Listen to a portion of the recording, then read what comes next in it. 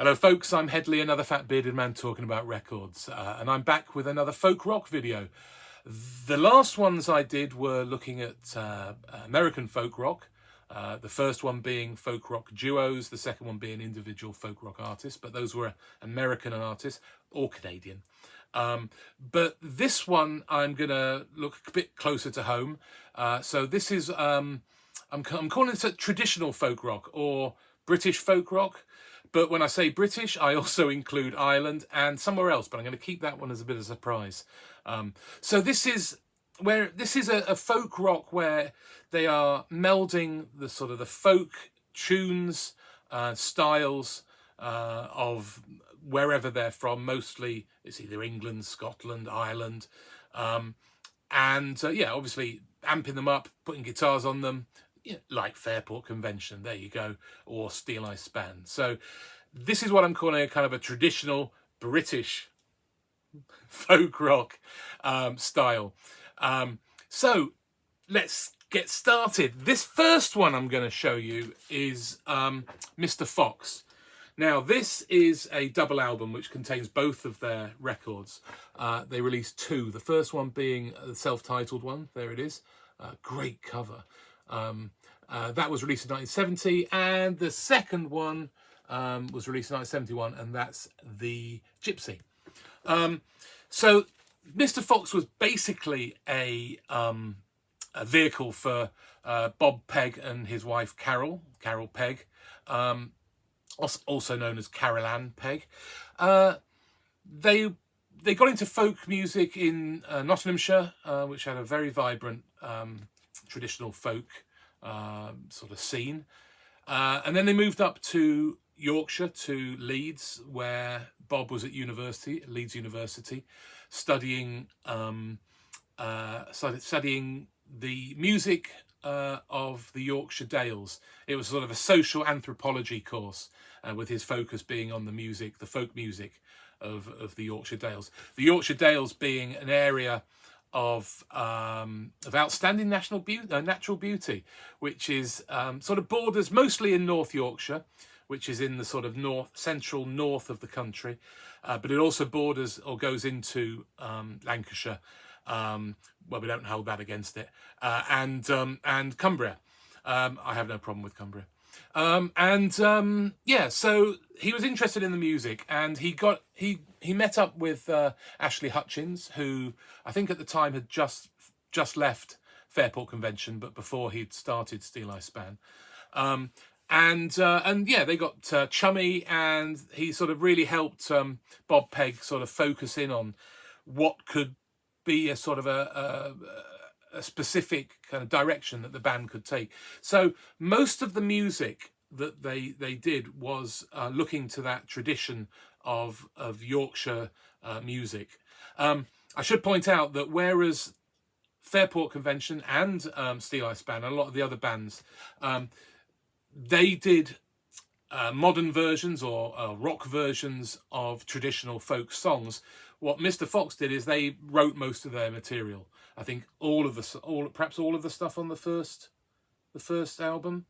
I know the second one has a cover of The House Carpenter, but yeah, predominantly they wrote their own music, and it was looking at the folk songs, folk tales, and history of Yorkshire Dales. So it has a real sort of northern British or northern English folk rock style. It also doesn't have the sort of guitar-led stuff, like obviously Fairport had Richard Thompson, so you know that was a real driving force. They're a bit more of a sort of a collection of different things, different they're called instruments, aren't they? Yes, they are. So it have flute, clarinet, things like that. So it's not as band based. It's a bit more orchestrated, a bit more arranged. But it's a fabulous record. I'm just trying to think if there's anything else I need to say. I don't think there is really. I think we should perhaps move on. I think the problem they had, they did two albums and then they called it quits. They lost two after their first album. They lost the two people that were Barry Lyons and Andrew Massey left. They were replaced by Alan Eden and Barry Lyons, who after Mr. Fox went would go off and join the Trees, or they're just called Trees. Yeah, just Trees, I think. So yeah, there's a similarity between the two. So if you like Trees, you might well like Mr. Fox. Yeah, so what was I going to say? Oh yeah, I was going to say they didn't do that well, mainly because they weren't great live. They could give great shows, but sometimes they were really ramshackle and rubbish. And yeah, that was part of the problem. Also, sort of the relationship between Bob and Carol was sort of on the rocks, so it really didn't help. But yeah, two lovely albums, really should be checked out if you're not familiar with them. If you ever see them in the shops, out. Unfortunately, they're quite expensive, both of them, especially the first one. That's probably a £200, £300 record at least. But yeah, you can get this double album, which is brilliant. Sorry, I've rambled on long enough about these. So listen to the Gay Goshawk.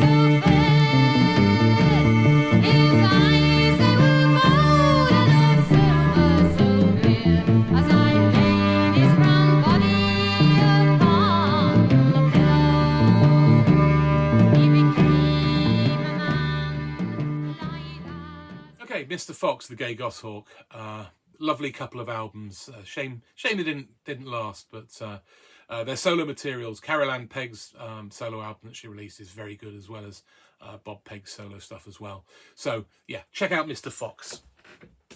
Okay, next up, an Irish band. This is Scallion.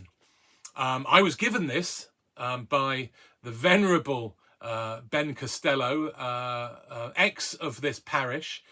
So thank you, Ben. Absolutely cracking album. So this is a group that was formed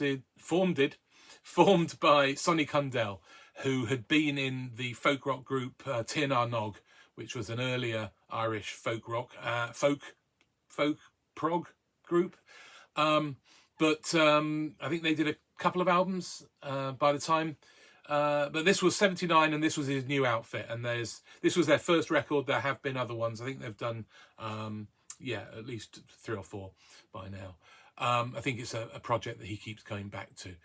But this is lovely stuff. It blends that sort of Irish folk music. You've got Uilleann pipes, whistles, penny whistles, fiddles, but it also has a bit of a jazzy element to it. Sonny Cundell's solo stuff is a similar sort of thing, very much jazzy, because you've also got on this saxophone. But yeah, great record. Now, it was Philip King as well is on this, who he writes a couple, and he also does an incredible version of I'm Stretched Out on Your Grave, which those of you who know Sinead O'Connor's album I Do Not Want What I Haven't Got, she does a version of that. And so when I first heard that on this, I was amazed. So it's an 18th century poem that was translated, and Philip King set it to a tune, which is the tune that Sinead O'Connor sang it to. So yeah, so Scallion, cracking record, really good stuff. There they are. So yeah, so check out some Scallion. Thanks, Ben.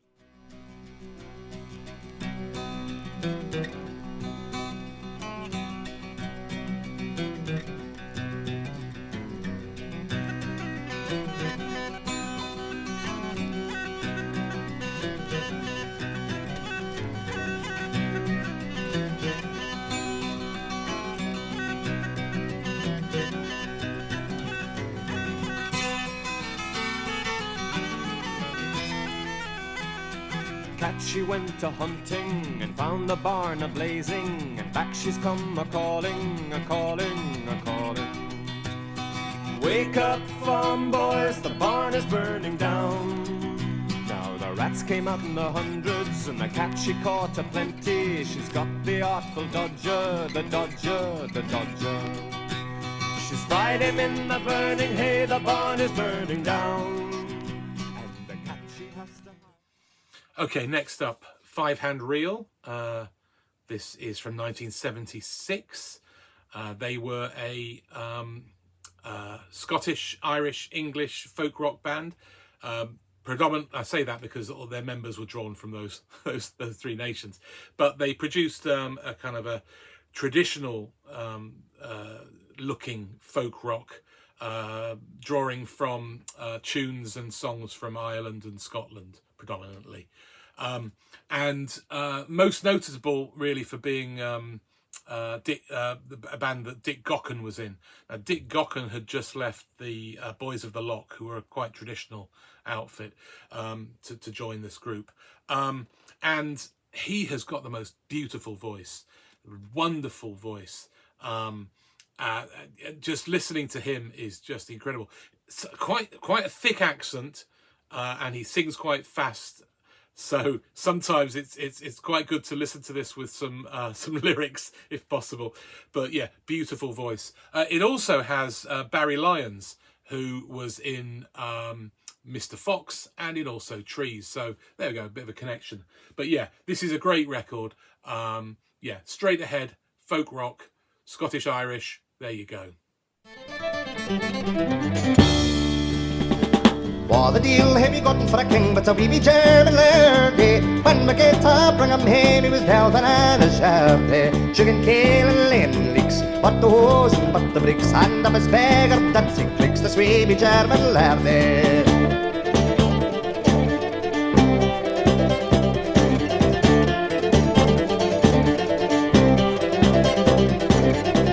Clapped in her good man's chair, the wee German lairdy. He's put forth the foreign trash and doubled the man his yardy. He's poured the rose of English loons and broke the heart of Irish clowns. But earth thistle taps, all jaggy's thumbs, this wee German lairdy.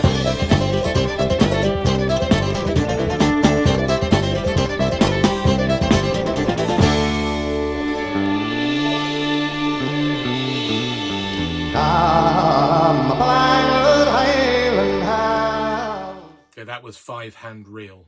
So from Scotland, let's head north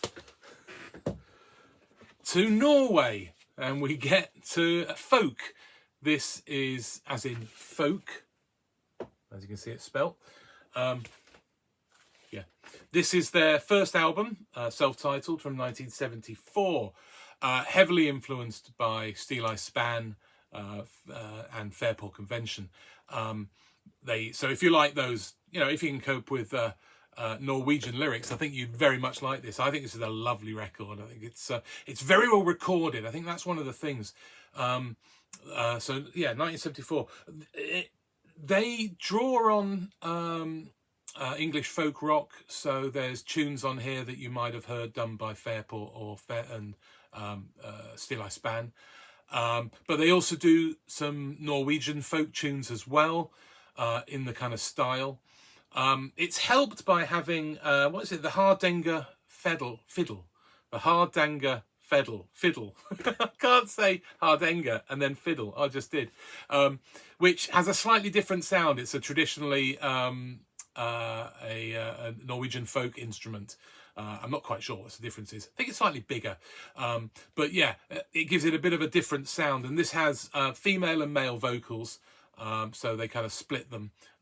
Great stuff. They would eventually, after a couple of albums, become a prog rock band. Don't they bloody all? Anyway, but yeah, I love this record. I've only just managed to get a copy. This is a repress from 2015. But there's love. Yeah, it comes with all kinds of stuff. There's sort of copious notes and things. There's the band. There they go. Yeah, they look good, don't they? Just what you think a folk rock band from Norway should look like. There you go. But yeah, original copies are quite expensive, so I was pleased to get this reissue. But yeah, so folk.